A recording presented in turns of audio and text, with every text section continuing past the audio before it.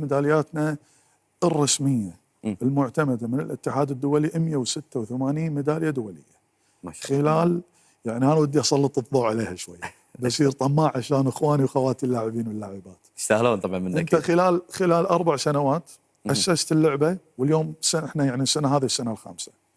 خلال 5 سنوات أنت تحقق 183 ميدالية دولية، ترى هذه يعني مستحيلة، ولكن ما هو مستحيل عند إخواني وأخواتي اللاعبين واللاعبات.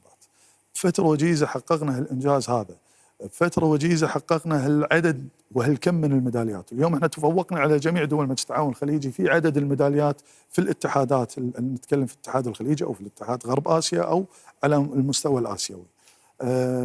يعني الكويت ولادة في شبابها، الكويت بفضل من الله سبحانه وتعالى ودعم أيضا حكومتنا الرشيدة، الإنجاز هذا وصلوا له إخواني وأخواتي اللاعبين واللاعبات. ما شاء الله عليكم وقواكم الله.